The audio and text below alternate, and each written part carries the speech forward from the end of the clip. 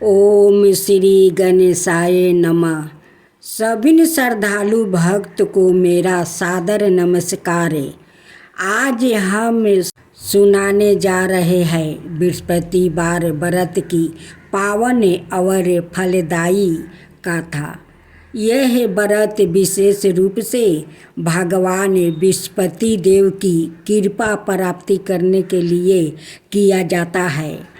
बृहस्पति देव जिन्हें गुरु ग्रह भी कहा जाता है, ज्ञान, धर्म और शुभता के प्रतीक है। जो भी भक्त सच्चे मन से इस व्रत को करता है, उसके जीवन में दरिद्रता दूर होती है, सौभाग्य बढ़ता है और परिवार में सुख शांति बनी रहती है। आइए हम श्रद्धा और भक्ति भाव से बृहस्पतिवार व्रत कथा का श्रवण करें। तो आइए हम सभी बृहस्पति भगवान का हाथ जोड़कर उनकी कथा सुनते हैं।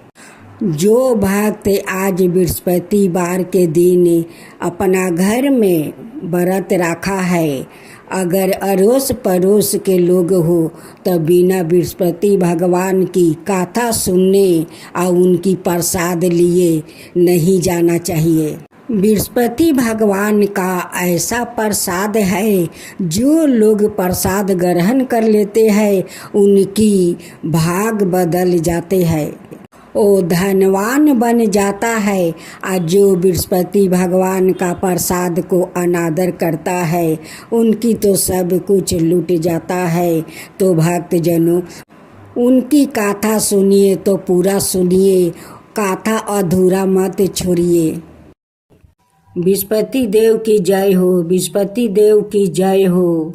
प्राचीन समय की बात है, एक नगर में एक बड़ा व्यापारी रहता है। वो जहाजों में माल लाद कर दूसरे शहरों में भेजा करता है। वो जिस प्रकार अधिक धन कमाता है, उसी प्रकार जी खोलकर दान भी करता है। परंतु उसकी पत्नी अत्यंत कंजूस है। वो किसी को एक डमरी भी नहीं देने देती है। एक बार सेठ जब दूसरे देश में व्यापार करने गया, तो पीछे से बृहस्पति देव ने साधु भेष में उसकी पत्नी से भिक्षा मांगने आई। व्यापारी की पत्नी बृहस्पति देव से बोली, हे साधु महाराज, मैं इस दान और पुण्य से तंग आ गई हूँ। आप कोई उपाय बताइए जिससे मेरा सारा धन नष्ट हो जाए और मैं आराम से रह सकूं। मैं यह धन लुटाता हुआ नहीं देख सकती। बृहस्पति देव ने कहा, हे देवी, तुम बड़ी विचित्र हो। संतान और धन से कोई दुखी होता है। अगर अधिक धन है तो इसे शुभ कामों में लगाया करो। कुंवारी कन्याओं का विवाह करवाओ, विद्यालय और बाग बगीचा का निर्माण करवाओ। ऐसे पुण्य कार्य करने से तुम्हारा लोक परलोक सार्थक हो सकता है। परंतु साधु की इन बातों से व्यापारी की पत्नी को खुशी नहीं हुई। उसने कहा, मुझे ऐसा धन की आवश्यकता नहीं है जिसे मैं दान दूं। तब बृहस्पति देव बोले, यदि तुम्हारी ऐसी इच्छा है तो तुम एक उपाय करना। 7 बृहस्पतिवार घर को गोबर से लिपना, अपने केश को पीली मिट्टी से धोना, केशों को धोते समय स्नान करना, व्यापारी से हजामत बनाने को कहना, भोजन में मांस मदिरा खाना, कपड़े अपने घर धोना। ऐसे करने से तुम्हारा सारा धन नष्ट हो जाएगा। इतना कहकर बृहस्पति देव अंतर्ध्यान हो गए।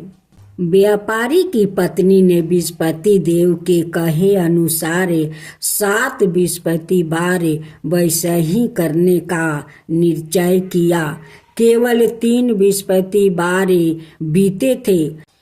कि उसी समय से धन संपत्ति नष्ट हो गई और वो परलोक सिधार गई। जब व्यापारी वापस आया तो उसने देखा कि उसका सब कुछ नष्ट हो चुका है। उस व्यापारी ने अपनी पुत्री को संताना दी और दूसरे नगर में जाकर बस गया। वहाँ वो जंगल से लकड़ी काट कर लाता और शहर में बेचता। इस तरह वो अपना जीवन बिताने लगे। एक दिन उसकी पुत्री ने दही खाने की इच्छा प्रकट की, लेकिन व्यापारी के पास दही खरीदने के पैसा नहीं थे। वो अपनी पुत्री को आश्वासन देकर जंगल में लकड़ी काटने चला गया। वहाँ एक वृक्ष के नीचे बैठे अपनी पूर्व दशा पर विचार कर रोने लगा। उस समय बृहस्पतिवार था। तभी वहाँ बृहस्पति देव साधु के रूप में सेठ के पास आए और बोले, हे मनुष्य, तू इस जंगल में किस चिंता में बैठा है? तब व्यापारी बोला, हे महाराज, आप सब कुछ जानते हैं। इतना कहकर व्यापारी अपनी कहानी सुनाकर रो पड़ा। बृहस्पति देव बोले, देखो बेटा, तुम्हारी पत्नी ने बृहस्पति देव का अपमान किया है, इसी कारण तुम्हारा यह हाल हुआ है। लेकिन अब तुम किसी प्रकार की चिंता मत करो। तुम गुरुवार के दिन बृहस्पति देव का पाठ करो। 2 पैसे के चने और गुड़ को लेकर जल के लोटे में शक्कर डालकर वो अमृत और प्रसाद अपने परिवार के सदस्यों और कथा सुनने वालों में बांट दो। सवाए भी प्रसाद और चरण मृत लो, भगवान तुम्हारा अवश्य कल्याण करेंगे। साधु की बात सुनकर व्यापारी बोला, महाराज, मुझे तो इतना भी नहीं बचता है कि मैं अपनी पुत्री को दही लाकर दे सकूं। इस पर साधु जी बोले, तुम लकड़ियां शहर में बेचने जाना। तुम्हें लकड़ियों के दाम पहले से चौगुने मिलेंगे, जिससे तुम्हारे सारे कार्य सिद्ध हो जाएगा। उसने लकड़ियां काटी और शहर में बेचने के लिए चल पड़ा। उसकी लकड़ियां अच्छे दाम में बिक गई, जिसे उसने अपनी पुत्री के लिए दही लिया और गुरुवार की कथा हेतु चना गुड़ लेकर कथा की और प्रसाद बांट कर सवाए भी खाया। उसी दिन से उसकी सभी कठिनाइयां दूर होने लगी। परंतु अगले बृहस्पतिवार को वो कथा करना भूल गया। अगले दिन वहाँ के राजा ने एक बड़े यज्ञ का आयोजन कर पूरे नगर के लोगों के लिए भोजन का आयोजन किया है। राजा की आज्ञा अनुसार पूरा नगर राजा के महल में भोजन करने गया, लेकिन व्यापारी वो उसकी पुत्री तनिक विलंब से पहुँचे। अंत उन्हों दोनों को राजा ने महल में ले जाकर भोजन करवाया। जब वो दोनों लौट कर आए तभी रानी ने देखा कि उसकी खूंटी पर टांगा हार गायब है। रानी को व्यापारी और उसकी पुत्री पर संदेह हुआ कि उसका हार उन दोनों ने ही चुराया है। राजा की आज्ञा से उन दोनों को कारावास की कोठरी में कैद कर दिया गया। कैद में पड़ कर दोनों अत्यंत दुखी हुए। वहाँ उन्होंने बृहस्पति देवता का स्मरण किया। बृहस्पति देव ने प्रकट होकर व्यापारी को उसकी भूल का अभ्यास करवाया और उन्हें सलाह दी कि गुरुवार के दिन कैद खाने के दरवाजे पर तुम्हें 2 पैसा मिलेंगे।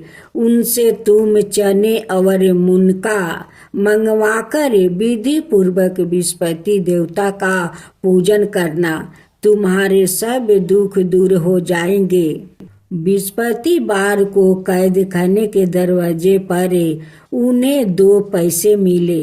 बाहर सड़क पर एक स्त्री जा रही थी। व्यापारी ने उसे बुलाकर गुड़ और चने लाने को कहा। इस पर वो स्त्री बोली, मैं अपनी बहू के लिए गहने लेने जा रही हूँ, मेरे पास समय नहीं है। इतना कहकर वो चली गई। थोड़ी देर बाद वहाँ से एक और स्त्री निकली। व्यापारी ने उसे बुलाकर कहा कि हे बहन, मुझे विस्पति बार की कथा करानी है, तुम मुझे 2 पैसे का गुड़ चना ला दो। विस्पति देव का नाम सुनकर वो स्त्री बोली, भाई मैं तुम्हें अभी गुड़ चना लाकर देती हूँ। मेरा एकलौता पुत्र मर गया है, मैं उनके लिए कफन लेने जा रही थी, लेकिन मैं पहले तुम्हारा काम करूँगी, उसके बाद अपने पुत्र के लिए कफन लाऊंगी। वो स्त्री बाजार से व्यापारी के लिए गुड़ चना ले आई और सवाए भी विस्पति देव की कथा सुनी। कथा के समाप्त होने पर वो स्त्री कफन लेकर अपने घर गई। घर पर लोग उसके पुत्र की लाश को राम नाम सत्य है कहते हुए शमशान ले जाने की तैयारी कर रहे थे। स्त्री बोली, मुझे अपने बेटे का मुख देख लेने दो। अपने पुत्र का मुख देखकर उस स्त्री ने उसके मुंह में प्रसाद और चरना मिरित डाल दिया। प्रसाद और चरना मिरित के प्रभाव से वो पुनर्जीवित हो गया।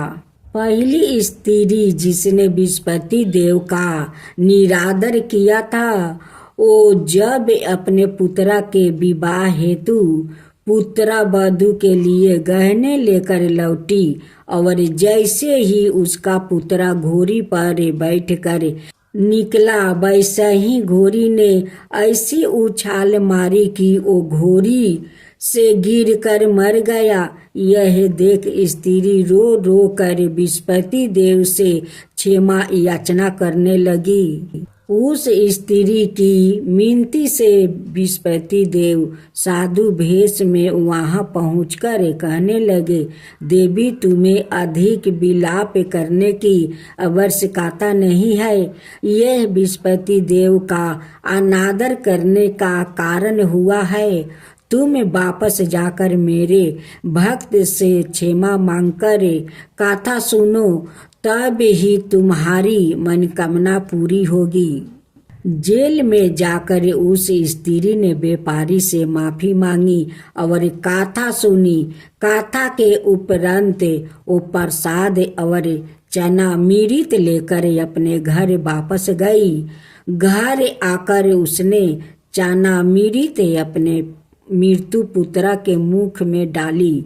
चनर मिरित के प्रभाव से उसका पुत्र भी जीवित हो उठा।